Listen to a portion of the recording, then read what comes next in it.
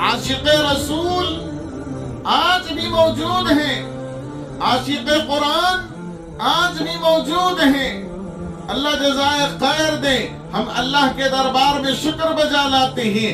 आशिक़ रसूल और आशिक़ कुरान की उम्र में अल्लाह रब्बुल इज्जत ने बरकत अता फरमाई और फ़ख्रे कर्नाटक, फ़ख्रे दारुल उलूम सबीलुर रशाद हज़रत मौलाना PM मुज़म्मिल साहब रशादी दामत बरकातुहुम का जब हादसा हुआ, उस हादसे में शिकार होने के बाद हजरत से जब मैंने मुलाकात की, हजरत ने एक मौके पर अर्ज किया कि इस पूरे दौरान, इस पूरे सफर में हादसे के बाद जहां मुझे धचका लगा, जहां मुझे परेशानी हुई, जहां मुझे बड़ा मसला हुआ, एक मसला था कामारेड्डी में एक्सीडेंट के बाद अस्पताल में भर्ती किया गया और सुबह सवेरे कुछ दवाइयां देकर हजरत दामत बरकातुहुम का इलाज किया गया। तो डॉक्टर आया और डॉक्टर ने आकर हजरत से बात की और हजरत से पूछा, आपका नाम क्या है? कहा मोहम्मद मुज़म्मिल। आपकी शादी हुई है? कहा कि हाँ हुई है। आपके कितने बच्चे हैं? कि 3 बच्चे हैं। उनके नाम क्या है? नाम गिनवाना शुरू किया।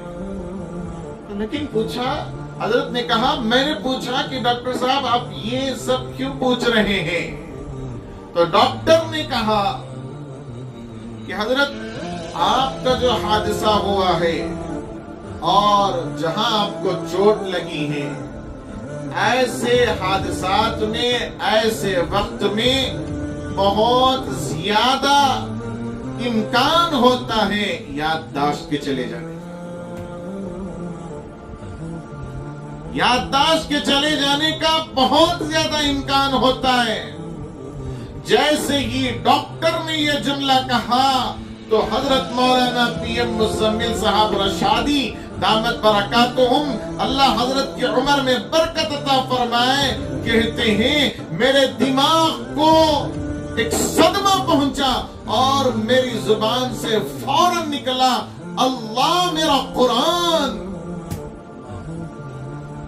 अल्लाह मेरा कुरान। और डॉक्टर से रुकने के लिए कहा और हजरत ने थोड़ी देर रुककर कुरान मजीद की तिलावत करना शुरू की। कुरान मजीद की तिलावत करना शुरू की और हजरत ने कहा, मौलाना मुझे अच्छे तरीके से याद है, उस वक्त मैंने वक़ालल्लज़ीना 19वें पारे और 20वें पारे की तिलावत की। जब मैंने देखा कि अल्हम्दुलिल्लाह कुरान की आयतें सही पढ़ रहा हूँ, तब मुझे इत्मीनान हुआ, वरना तो मैं बड़े सदमे में पहुंच गया था कि अल्लाह मेरा कुरान। जब याददाश्त का मसला आता है तो बीवी बच्चे याद नहीं आए, ये है आशिक़ कुरान, ये आशिक़ कुरान है। अल्लाह रब्बुल इज्जत आशिक़ कुरान, आशिक़ रसूल की उम्रों में बरकत अता फरमाए। तो ये ताल्लुक़ कुरान के साथ,